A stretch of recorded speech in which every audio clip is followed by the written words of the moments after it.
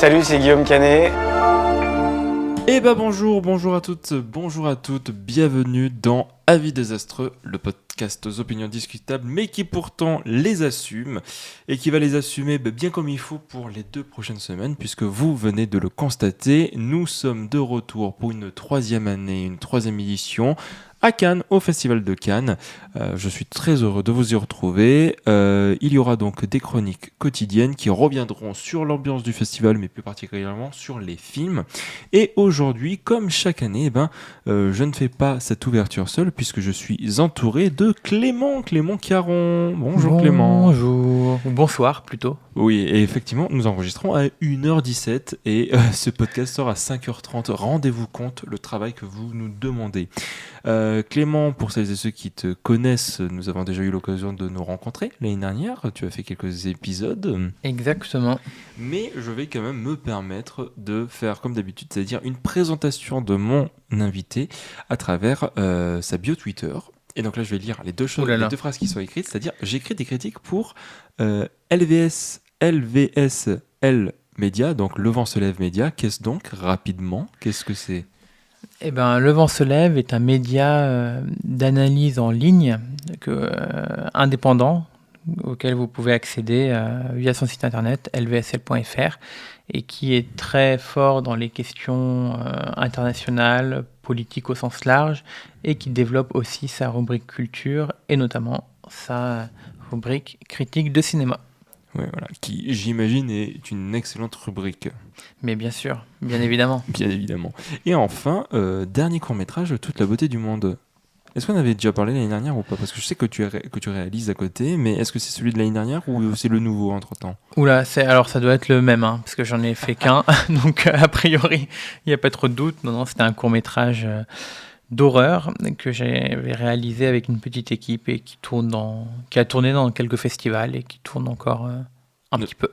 Le festival de Cannes notamment. Bien évidemment. Non, des choses beaucoup plus modestes. Bref, aujourd'hui ça va être une petite émission puisque il n'y a pas eu beaucoup de films, le premier jour forcément. Alors on va rapidement revenir vers le Labyrinthe de Pan que tu as revu du coup pour sa restauration 4K. Je vais parler très rapidement de la conférence de presse parce que je n'ai pas assisté, et puis on s'attaquera à La Vénus électrique de Pierre Salvadori qui, au moment où vous écoutez, vient de sortir du coup en salle. Vous avez peut-être même déjà pu voir ce film, mais commençons rapidement. Labyrinthe de Pan de Guillermo del Toro ouvrait donc ce festival de Cannes via Cannes Classique. On a été tous surpris de savoir que c'était un film qui avait à peine 20 ans, qui quand même est très connu, donc il y a de très fortes chances que vous ayez vu ce film, ou en tout cas au moins que vous ayez entendu parler. Clément, rapidement, le fait de le revoir. Moi j'y allais un peu à reculons, pour être tout à fait honnête.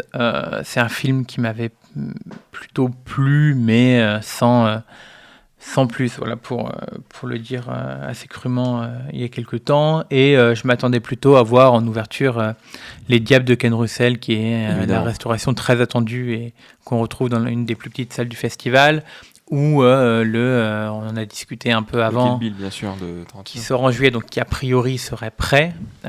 Donc je me suis demandé pourquoi on avait eu ce film. Et en le revoyant, il y a 2 choses. Bon, déjà, il est un peu didactique, mais sous ça, on voit bien le talent de Del Toro dans sa création de bestiaires, de monstres, et je me souvenais plus à quel point il avait un rapport organique à ces monstres, c'est-à-dire que ce soit humain ou non, il y a beaucoup de questions de la chair. C'est un peu un body horror light, en quelque sorte. Mais encore une fois, fut un temps. Quand on regarde son dernier Frankenstein, par exemple. Oui, totalement. On est plus du côté on est entre Frankenstein et Hellboy, on va dire. Et le deuxième point, c'est sur la guerre civile espagnole, l'Espagne de Franco et le fascisme en général. Il est d'une acuité assez impressionnante impressionnante, c'est peut-être un grand terme, mais sur le biologisme, le rapport au corps des femmes qui est réduit à une fonction reproductive, tout ce qui est violence, mépris de la vie, qui nécessite une obéissance aveugle, ne pas se poser de questions, etc. Et je pense que c'est pour ça qu'il a été mis en préouverture. J'ai un peu à l'image de la sélection qui est très film historique des années 40, qui revient Ouais. sur cette montée du fascisme. Là, je pense que oui, exactement. Je pense qu'on est sur quelque chose de vouloir faire un clin d'œil politique, mais version Cannes, c'est-à-dire version assez léger, attendu, et pas non plus faire quelque chose de trop engagé, mais voilà, toujours faire le lien avec l'actualité internationale, je pense. Ouais, tu me fais une belle transition pour la conférence de presse. Sur le labyrinthe de Pan, du coup, il y a restauration 4K, potentiellement une ressortie. En tout cas, voilà, c'était plaisant à revoir de ce que j'ai cru comprendre. Je fais assez vite parce que déjà on est assez fatigué. Et puis encore une fois, le labyrinthe de Pan, vous n'avez pas besoin de nous pour savoir que le film existe et que vous allez le voir, mais voilà, c'est toujours important de mettre les points sur les i. Conférence de presse, donc j'ai failli assister, mais étant le plus petit des badges de presse, je suis vraiment passé à quelques places, mais j'ai quand même entendu 2-3 trucs. Bon, il y a Demi Moore qui a parlé de l'IA et qui dit qu'il fallait travailler avec. Bon, j'ai pas toute la citation en entière, mais c'est vrai que rien que ce bout-là et voir la réaction de Park Chan-wook et de Chloé Zhao, bon, on se demandait un petit peu où est-ce qu'elle voulait en venir. Par contre, évidemment, la citation qui a fait évidemment parler, c'est Park Chan-wook, donc président de ce 79e, président du jury de ce 79e festival de Cannes. C'est évidemment sur la politique au cinéma et évidemment de ne pas dissocier les deux. Alors, c'est une phrase bateau et on savait exactement que c'est le genre de phrase qu'il allait dire, mais c'est vrai que quand tu as un Wim Wenders qui, durant la berlinade, est en mode on va pas trop parler politique, ben c'est quand même bien d'avoir quand même un cinéaste qui te dit bah non, tu peux pas dissocier l'un et l'autre, l'un n'existe pas sans l'autre, il faut Exactement. obligatoirement les deux. C'est dire que le Samui, c'est important, mais bon, voilà. C'est un peu le. Il y a de moins en moins d'artistes qui essayent de politiser leur art alors que leur art est extrêmement politique, donc. Voilà, c'est quand même, ça fait quand même plaisir. Rapidement sur la cérémonie d'ouverture, nous y avons assisté. Eh ben, écoute, elle était assez simplette, j'ai envie de dire. Elle m'a plutôt plu. Ce qui m'a bien plu, c'est le passage musical. Avec Theodora et Okelu. Okelu. Okelu, exactement. Je trouvais Reprise que des leur, Beatles. leur voix s'accordait bien, que ça allait bien avec la reprise. Voilà, je n'ai pas grand-chose d'autre à dire, étant donné que c'est quand même très formel et on n'est pas trop sorti du cadre cette fois. Donc, Même si, moi c'est Peter Jackson qui m'a amusé parce que.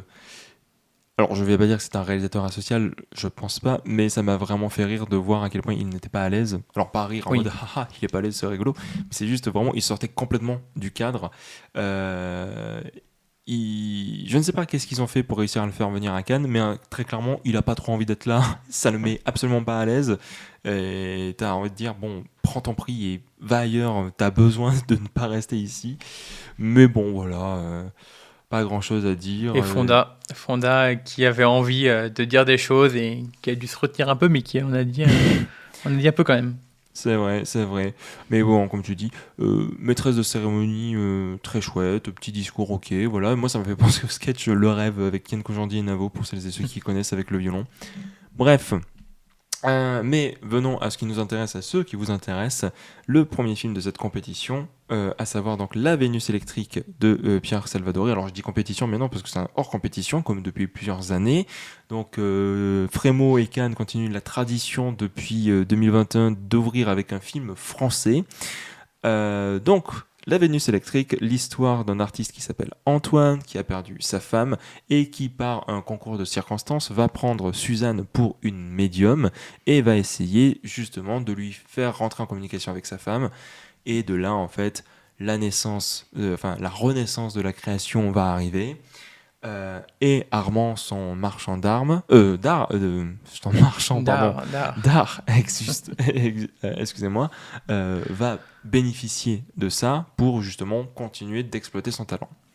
Alors, c'est pas mon premier Salvadori, j'avais vu il y a quelques années En Liberté, sur lequel j'avais passé un moment un peu rigolo, mais j'étais passé globalement à côté. Moi, je l'avais préféré à La Vénus électrique. À La Vénus électrique, oui, bon, nous allons revenir. J'ai cherché une petite punchline que je puisse sortir et j'en ai une, donc tu me dis ce que t'en penses. Voilà, tu vas la découvrir. Vas-y. La Vénus de Midlo. Pourquoi pas? Pourquoi pas, on valide. Moi, je trouve que ça résume bien le truc. En fait, si je trouve le film mid, c'est vraiment middle. Et en fait, je trouve que ça résume parfaitement le film. Le film a plein de choses, mais n'exploite rien. Là, en fait, je regarde les notes que j'ai prises tout au long du film. Et en fait, c'est des notes que j'ai prises au début du film. Et je me suis dit, ah tiens, le film va tenter plein de petites choses en termes d'idées de mise en scène, mais ne va jamais les exploiter. En fait, dans l'idée, ce qu'il faut savoir, c'est que le film, c'est vraiment une comédie romantique. C'est au bout de 3/4 du film, je me suis dit, ok, je vois en quoi c'est une comédie romantique parce que ça en reprend les codes, mais c'est sous plein de couches de films historiques, de films un peu dramatiques, etc. Donc on n'a pas trop le côté comédie romantique, mais ce sont deux personnes qui viennent de milieux différents, qui sont pas faits pour s'aimer, qui n'ont pas la même personnalité, qui rejettent leurs sentiments. Donc il y a vraiment tout ce genre de choses. Puis leurs amis qui tournent autour. Mais en fait, il n'est jamais vraiment une comédie parce qu'il va y avoir des moments un petit peu mélancoliques, sauf que ces moments mélancoliques sont trop aspirés par la comédie, donc on n'y croit vraiment jamais vraiment. Et toutes ces idées de mise en scène, il y a des idées de mise en scène que je trouve fantastiques sur un peu un côté fantomatique, mais il va jamais l'exploiter, sur le regard masculin, littéralement le male gaze, parce qu'on parle de tableau, on va jamais l'exploiter. Il y a tout un truc d'idées de mise en scène parce qu'on ne filme pas ces tableaux, mais il va jamais vraiment l'assumer, Pierre Salvadori. Et en fait, je trouve que c'est un film très frustrant, qui tente des choses, mais qui les pose et qui va pas revenir là-dessus. Et je sais pas, peut-être, je crois qu'on avait à peu près le même ressenti sur le film. Oui, on a le même ressenti, à part que je suis peut-être un tout petit peu moins sévère. Je l'ai trouvé sympathique, mais effectivement sans plus. En fait, pour ma part, j'ai trouvé que c'était un film très forain, donc très artificiel, ce qui a ses avantages, mais parfois les coutures sont trop visibles. Par exemple, les dialogues, quand il y a la complicité entre les acteurs qui est là, les dialogues fonctionnent bien. Quand c'est pas le cas, les dialogues semblent trop écrits, presque théâtraux. Et pareil pour les... Oui. Pour les La collègue de Suzanne, elle, c'est compliqué. Voilà. Et pareil pour le montage alterné des deux histoires, des deux époques, qui fonctionnent bien par moments, et à d'autres moments, c'est redondant et ça tombe à plat, quoi. Oui, il y a un problème avec le montage, je suis d'accord.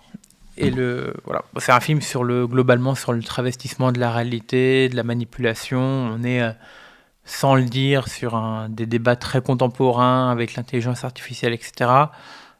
Mais ça dit pas non plus grand-chose de ça. Donc j'espère qu'on aura des films qui iront un peu plus loin que le côté on prend un sujet, on fait quelque chose de sympathique. Mais bon, c'est toujours un bon moment passé. Oui, c'est un film loin d'être désagréable, et si je vais aller dans les idées positives, déjà comme je vous ai dit, il y a plein d'idées de mise en scène qui va pas vraiment exploiter, mais que je trouve intéressant. Notamment, je trouve que dans toute l'ouverture, il joue énormément sur le plan, sur les différentes échelles de plan, je veux dire.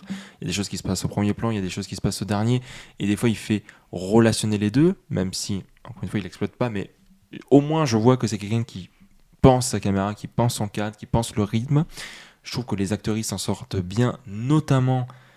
Et en fait, c'est quand il n'est pas avec Jiménez qu'il est bon, c'est Lelouch. Moi, Lelouch, plus d'une fois, je l'ai trouvé ou touchant ou très drôle. Il a des petites mimiques, il a un tempo dans ses phrases. Je trouve que des fois, il arrive à trouver le moment parfait pour les placer. Enfin, Gilles Lelouch est un très bon acteur. Et là, je trouve que ce film le prouve. Je l'avais déjà aussi beaucoup aimé. Bon, Unpopular Opinion dans Les Enfants... Merde, le film des Boukarma, là. Leurs enfants après eux. Leurs enfants après eux. Ouais, alors moi, pas du tout, mais... Moi, je trouve Gilles Lelouch exceptionnel dans le film. Mais bon, ça, c'est vraiment mon mais je suis assez d'accord, Gilles Lelouch, il faut le sortir de sa zone de confort et de chez Jiménez, où il est pas... Je trouve pas si mauvais, mais c'est qu'il est capable de bien d'autres choses et d'aller dans des terrains encore inexplorés. Ouais. En tout cas, ce film le prouve. Écoute, on a été un peu rapide. Je me demande si j'ai pas d'autres choses. Je suis en train de me dire... Je regarde parce que je vais... on peut parler des yachts et du hantavirus qui va peut-être s'approcher. Oui. Peut-être que c'est le seul podcast que tu vas enregistrer. Non, je pense que nous allons rester à Cannes pour plus de 2 semaines, mon cher Clément. S'il prolonge s'il prolonge les séances, pourquoi pas, hein. C'est ça, les séances qui seront projetées directement depuis France Télé, le partenaire officiel qui nous permettra du coup de voir les séances cannoises. Mais écoutez, je pense qu'on a parlé quand même 10 minutes autour du film. Sinon, moi j'ai vu un chien en voiture. C'est Une vrai. voiture télécommandée. Voilà. Je pense que c'était important de le dire, de le souligner. Il y a des chiens qui conduisent des voitures sans permis. Voilà. Comme Que fait quoi, la police? On voit tout à Cannes. C'est ça, exactement. Pas On que voit des de films. tout. Et je pense que ce sera le mot de la fin. Eh bien, mon cher Clément, J'ai nous- comblé. Hein. Oui, de toute façon, ça fait 15 minutes. On savait que ça allait être un petit épisode, mais attendez, comme ça, au moins, vous commencez à découvrir gentiment le Festival de Cannes. Et attention, demain, il y a 4 films qui arrivent. 4 films et un rendez-vous avec Peter Jackson. Donc demain, vous allez vous régaler. Demain, il va faire 30 minutes l'épisode. Bon, et puis en plus, là, je dois monter. Bref, Clément, merci d'être venu. Eh ben, je t'en prie. Merci à toi pour l'invitation. Et on se retrouve au cours de la semaine, j'imagine. Avec plaisir. Et puis voilà, nous, écoutez, vous pouvez nous retrouver dès demain. N'hésitez pas à venir sur du coup ce podcast, à venir prendre le train et le bateau. Attention, pas n'importe lequel. Et puis voilà, bon courage pour les gens qui sont actuellement en train de travailler. Bon festival pour les festivaliers qui nous écoutent. Et pour les autres, j'espère que vous allez bien. Sauf si vous êtes voté d'extrême droite. Voilà, ce sera le mot de la fin. On se dit bisous et à demain. Bye bye.